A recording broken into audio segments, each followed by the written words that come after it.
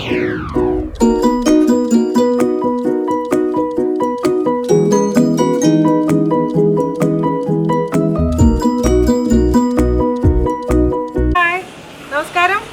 എന്തുണ്ട് വിശേഷങ്ങൾ? എല്ലാവരുടെയും സുഖം തന്നെയല്ലേ എല്ലാവർക്കും? ഞാനിവിടെ സുഖമായിരിക്കുന്നു. ഞാൻ മൂന്നാർ ട്രിപ്പ് കഴിഞ്ഞ് തിരിച്ചെത്തി. 4 ദിവസം അടിപൊളിയായിരുന്നു. ശരിക്കും ഒന്ന് റിലാക്സ് ചെയ്തു.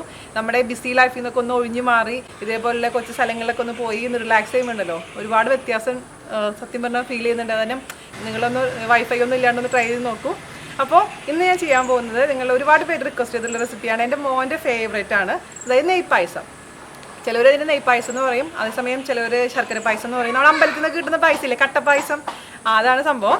അപ്പോൾ അത് എങ്ങനെ ചെയ്യുന്നത് ഞാൻ പറഞ്ഞുതരാം. അപ്പോൾ ഇതിൽ നമ്മുടെ ശർക്കര പായസത്തിൻ്റെ കളറ് ശർക്കരേനെ ഡിപ്പെൻഡ് ചെയ്തിരിക്കും. അപ്പോൾ നല്ല ഡാർക്ക് കളർ ശർക്കരയാണെന്നുണ്ടെങ്കിൽ നല്ല ഡാർക്ക് കളറായിരിക്കും പായസം. അതേസമയം ഇപ്പം എനിക്ക് കിട്ടിയിരിക്കുന്ന ഗോൾഡൻ കളർ ശർക്കര. ഇതേ ഒരാൾ ഫിഷിങ് പോയിട്ട് ഫിഷൊക്കെ പിടിച്ച് വന്നേക്കാണ്.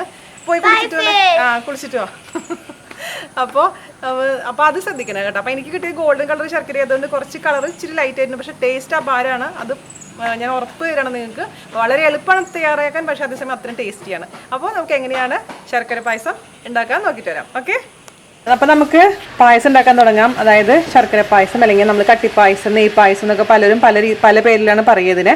അപ്പോൾ ശർക്കര വെച്ചിട്ടുണ്ടാക്കുന്ന വളരെ എളുപ്പത്തിൽ തയ്യാറാക്കാൻ പറ്റുന്ന ഈസി ആയിട്ടുള്ള പായസം. ഇതിന് വേണ്ടിയിട്ട് ആദ്യം എടുക്കേണ്ടത് നമുക്ക് ഉണക്കലരിയാണ്. അപ്പം ഞാനിവിടെ 1 ഗ്ലാസ് ഉണക്കലരി ഒരു 20 മിനിറ്റോളം നേരം വെള്ളത്തിൽ കുതിർത്ത് വെച്ചിട്ടുണ്ടായിരുന്നു. അത് നന്നായി ഞരടി കഴുകിയെടുത്തിട്ടുള്ള അരിയാണിത്. ഓക്കെ, അപ്പം നമ്മൾ നല്ല പ്രസ് ചെയ്ത് കഴുകിയെടുക്കുമ്പോഴത്തെ ഗുണം എന്താണെന്ന് വെച്ച് കഴിഞ്ഞാൽ ഒരു അരി 1-2 കഷ്ണമായിട്ട് മാറും. അപ്പോൾ അതാണ് അതിൻ്റെ റിയൽ ആയിട്ടുള്ള കാണാനും നല്ലത്, ടേസ്റ്റ് വൈസും നല്ലത്. ഒരു മൊത്തത്തിലുള്ള അരി എന്ത് വരുമ്പോൾ കുറച്ച് വലുതായിരിക്കും. പായസം എന്ന് പറയുമ്പോൾ അറിയാലോ, ഒരു അരി പകുതി പായസത്തിലും കാണുക. എല്ലാം ഉണക്കലരി എന്ന് പറയും. പായസം റൈസ് എന്ന പേരിൽ നിങ്ങൾക്ക് പുറത്തുനിന്ന് വാങ്ങിക്കാൻ കിട്ടും.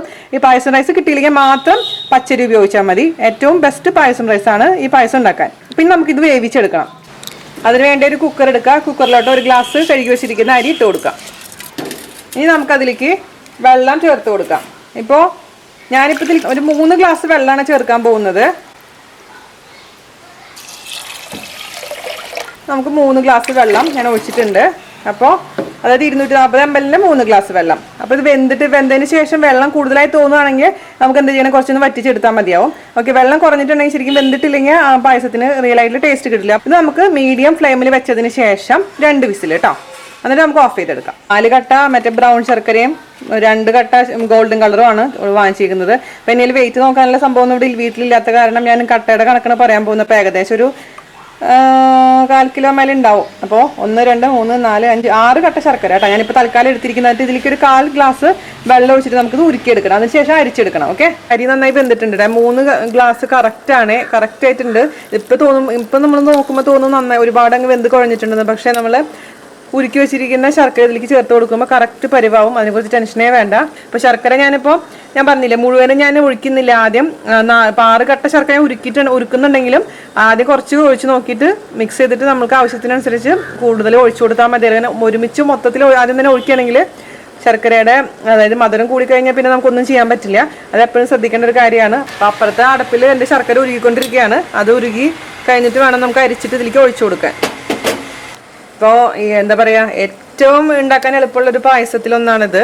എൻ്റെ മോനാണെങ്കിൽ, എൻ്റെ മൂത്ത പുത്രന് ഭയങ്കര ഇഷ്ടം. അവന് പാൽ പായസത്തിനേക്കാളും, അതായത് പാലൊഴിച്ചുള്ള പായസത്തിനേക്കാളും കൂടുതൽ ഇഷ്ടം ശർക്കര കൊണ്ട് ഉണ്ടാക്കുന്ന പായസങ്ങളാണ്. അത് ഏറ്റവും ഇഷ്ടം ഈ ശർക്കര പായസമാണ്. നമുക്ക് ഉണ്ടാക്കാനും വളരെ എളുപ്പമല്ലേ. എന്താ പറയുക, ദാന്ന് പറഞ്ഞിട്ട് ഉണ്ടാക്കി കൊണ്ടു കൊടുക്കാൻ പറ്റുന്നൊരു പായസം. ഇളക്കാൻ വേണ്ട, ഒന്നും വേണ്ട. ഒരുപാട് സമയം നമുക്ക് കാത്തു നിൽക്കേണ്ട ആവശ്യമില്ല. മിക്ക കുട്ടികൾക്ക് ഇഷ്ടപ്പെടുന്ന ഒരു സംഭവമാണിത്. മറക്കാണ്ട് ഉണ്ടാക്കി കൊടുക്കാൻ ശ്രമിക്കണം കേട്ടോ.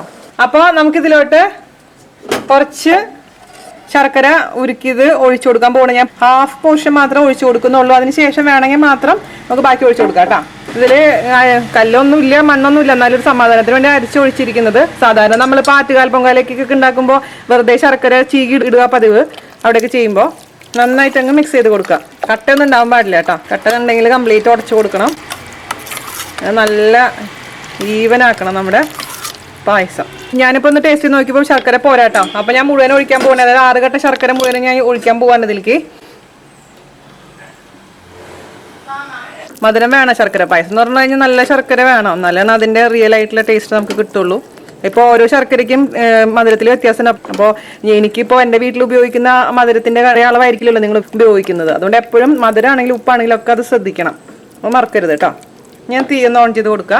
അപ്പം നിങ്ങൾക്ക് നല്ല ഡാർക്ക് കളറുള്ള ശർക്കര ഉണ്ടെന്നുണ്ടെങ്കിൽ അതിടായിരിക്കും ഏറ്റവും നല്ലത്. ആ കറക്റ്റ് കളർ കിട്ടാൻ വേണ്ടിയിട്ട് നമുക്ക് ഇനി അല്പം ഉപ്പ് ചേർത്ത് കൊടുക്കാം. ഞാൻ പറഞ്ഞല്ലോ നിങ്ങൾക്ക് വേണമെങ്കിൽ കുറച്ച് നോക്കിയിട്ട് വേണം, കൂടുതൽ വേണമെന്നുണ്ടെങ്കിൽ 2-3 കട്ട ശർക്കര ഉരുക്കിയിട്ട് വീണ്ടും ഇതിലേക്ക് ഒഴിച്ചു കൊടുത്താൽ മതി. ഈ ഒരു കൺസിസ്റ്റൻസി ഇതുപോലൊരു കൺസിസ്റ്റൻസി ആയിരിക്കണം കേട്ടോ. കാരണം ഇരിക്കുമ്പോൾ തണുക്കുമ്പോൾ കട്ടയായിട്ട് മാറും. അപ്പം ഇച്ചിരി ലൂസായിട്ടില്ലെങ്കിൽ പായസം ടേസ്റ്റ് ഉണ്ടാവില്ല. അപ്പോൾ ഞാൻ ഒരു നുള്ളു ഉപ്പിട്ട് കൊടുത്തിട്ടുണ്ട്. നമുക്ക് ഇനി ഇതിലേക്ക് ചേർത്ത് കൊടുക്കേണ്ടത് നാളികേരം. ഇപ്പം ഞാൻ 2 ടേബിൾ സ്പൂൺ നാളികേരമാണ് ചേർത്ത് കൊടുക്കുന്നത്. കൂടുതൽ വേണമെങ്കിൽ ചേർത്ത് കൊടുക്കാം. നല്ല ഫ്രഷ് നാളികേരമാണ്. മിക്സ് ചെയ്ത് കൊടുക്കാം. പിന്നെ ചിലവർ ഇതിൽ നമ്മുടെ രസകദളി പഴം മുറിച്ചിടും. അത് ഓരോരുത്തരും ഓരോ ഏരിയയിൽ ഓരോ രീതിയിലാണ് ചെയ്യുക. പിന്നെ നമുക്ക് ഇതിലേക്ക് ചേർത്ത് കൊടുക്കേണ്ടത് ഒരു 2-3 ഏലക്കായ ഞാൻ ജസ്റ്റ് ഒന്ന് വിടിയിച്ചിട്ട് ഇട്ട് കൊടുക്കുകയാണ്. അല്ലാതെ വേണമെന്നുണ്ടെങ്കിൽ നിങ്ങൾക്ക് ഇതിൻ്റെ ഏലക്കായുടെ പൊടി ചേർത്ത് കൊടുക്കാം.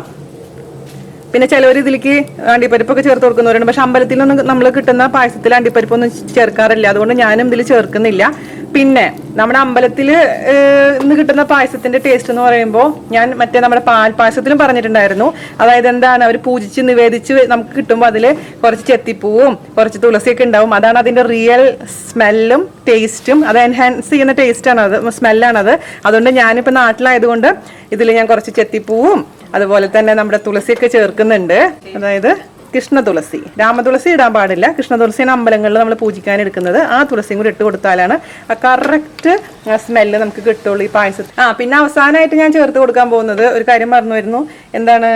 നെയ്യ്. ഞാൻ ഒരുപാട് നെയ്യൊന്നും ഉപയോഗിക്കുന്ന ആളല്ല, നിങ്ങൾക്ക് അറിയാലോ. അവിടെ ഞാൻ 1 ടേബിൾ സ്പൂൺ നെയ്യിലേക്ക് ഒഴിച്ചു കൊടുക്കുന്നുള്ളൂ. നെയ്യിൻ്റെ ടേസ്റ്റും സ്മെല്ലും ഇഷ്ടമാണെന്നുണ്ടെങ്കിൽ കുറച്ചധികം ചേർക്കാം. അപ്പോൾ ഞാനിതിൽ മിക്സ് ചെയ്ത് കൊടുക്കട്ടെ. നെയ്യും കൂടെ ചേർത്തിട്ട് ശേഷം എന്താ മണമെന്നറിയോ? അവിക്കുട്ടൻ്റെ വായനൊക്കെ വെള്ളം വരുന്നുണ്ട് ഇവിടെ. വെയിറ്റിംഗ് ആണ് പായസം ടേസ്റ്റ് ചെയ്യാൻ വേണ്ടിയിട്ട്. അപ്പോൾ കട്ടയില്ല, അത് സൂക്ഷിക്കുക. ഇനി ഞാൻ ഇതിൻ്റെ ടേസ്റ്റ് ഒന്ന് നോക്കട്ടെ. എനിക്കിപ്പോൾ കറക്റ്റ് ആയിട്ടുണ്ട് മധുരം. അപ്പം നിങ്ങൾ ഈ സമയത്ത് മധുരം നോക്കിയിട്ട് പോരായെന്ന് തോന്നുകയാണെങ്കിൽ ഞാൻ പറഞ്ഞ പോലെ ശർക്കര ഉരുക്കി ഒഴിച്ചു കൊടുത്താൽ മതി. ഓക്കെ, ഇപ്പം ഇതെല്ലാം പാകമായിട്ടുണ്ട്. ഇനി ഞാനിതിലേക്ക് അവസാനമായിട്ട് ചേർത്ത് കൊടുക്കാൻ പോകുന്നത് ഞാൻ പറഞ്ഞ പോലെ തന്നെ കുറച്ച് കൃഷ്ണ തുളസി, അതായത് 2-3 തുളസി എടുത്തിട്ട് ഇതിലേക്ക് ഇട്ട് കൊടുക്കാം.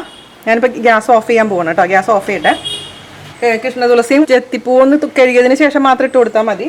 നിർബന്ധമൊന്നുമില്ല കേട്ടോ. ഇവിടെ വീട്ടിലുള്ള കാരണം ഞാൻ ഇട്ട് കൊടുക്കുന്നതാണ്. അപ്പോഴാണ് ആ അമ്പലത്തിൻ്റെ പായസം പോലെ തോന്നുള്ളൂ നമുക്ക്. ആ മണോ, ആ കൃഷ്ണ തുളസിയുടെ മണം എന്ന് പറഞ്ഞു കഴിഞ്ഞാൽ ഒരു അപാരമാണ് കേട്ടോ. പായസത്തിലേക്കൊക്കെ ടേസ്റ്റ് കൊടുക്കുന്നത് മതി.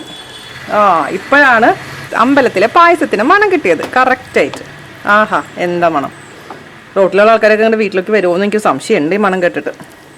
അപ്പോൾ അടിപൊളി നമ്മുടെ കട്ടപ്പായസം അല്ലെങ്കിൽ നമ്മുടെ ശർക്കര പായസം റെഡി. അപ്പോൾ ഞാൻ അവിക്കുട്ടനൊന്ന് കൊടുക്കട്ടെ കേട്ടോ. ടേസ്റ്റ് ചെയ്തിട്ട് അവൻ പറയും അഭിപ്രായം. അവീസ് പറയാ എങ്ങനെയുണ്ട്? നൈസ്. കറക്റ്റ് അല്ലേ? മധുരം എല്ലാം കറക്റ്റ് അല്ലേ? ഓക്കെ. അപ്പോൾ അവിക്കുട്ടി അപ്രൂവൽ തന്നിട്ടുണ്ട്. അപ്പം ഞങ്ങൾക്ക് ഞാൻ പറഞ്ഞ പോലെ 6 കട്ട ശർക്കര കറക്റ്റാണ്. നിങ്ങൾ നോക്കിയിട്ട് ആവശ്യത്തിന് ചേർത്ത് കൊടുക്കൂ. പിന്നെ അല്പം ഉപ്പ് ചേർക്കാൻ എപ്പോഴും മറക്കരുത്. പിന്നെ നിങ്ങൾക്ക് വേണമെങ്കിൽ ഇതിലേക്ക് കുറച്ച് നമ്മുടെ ഇതില്ലേ എന്താണ് ചുക്ക് അതിൽ വേണമെങ്കിൽ ഇട്ട് കൊടുക്കാം. പക്ഷെ ഞാൻ ചുക്ക് ഞാനതിൽ ചേർത്തിട്ടില്ല.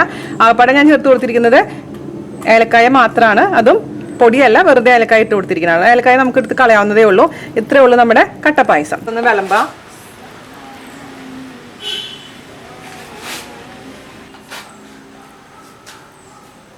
എന്താ മണമെന്നറിയോ? നിങ്ങൾ എല്ലാവരും ട്രൈ ചെയ്ത് നോക്കണം കേട്ടോ. നിങ്ങൾക്ക് പിന്നെ ഈ ഓണക്കലരി അതായത് നമ്മുടെ പായസം റൈസ് കിട്ടിയില്ലെങ്കിൽ മാത്രം വേറെ അരികൾ ഉപയോഗിക്കാൻ പാടുള്ള പായസം റൈസാണ് അതിൻ്റെ ഏറ്റവും പെർഫെക്റ്റ് ആയിട്ടുള്ള റൈസ് എന്ന് പറയുന്നത്. അപ്പോൾ എല്ലാവരും ട്രൈ ചെയ്ത് നോക്കാൻ മറക്കരുത്. അപ്പോൾ അതിനുശേഷം എന്നോട് അഭിപ്രായം പറയണം കേട്ടോ. അടുത്ത റെസിപ്പി ആയിട്ട് വരുന്നവരെ നന്ദി, നമസ്കാരം. Thank you.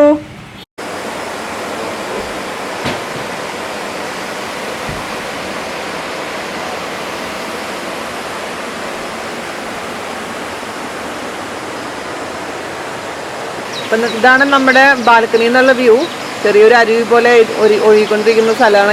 ഇവിടെ ഇങ്ങനെ റിലാക്സ് ചെയ്തിരിക്കാൻ നല്ല രസമാണ്. നിറയെ കിളികളും നിറയെ അണ്ണാൻ കുഞ്ഞുങ്ങളും, എന്താ പറയുക, അടിപൊളി മനോഹരമായ സ്ഥലം. വീക്കെൻഡും ഒക്കെ ചിലവഴിക്കാൻ പറ്റുന്ന വളരെ രസകരമായ സ്ഥലമാണത്. നല്ല തണുപ്പ്, അത്യാവശ്യം ചെറിയ തണുപ്പ്, അതുപോലെ ഒരുപാട് തണുപ്പില്ല, അതേസമയം നല്ല ക്ലൈമറ്റ്.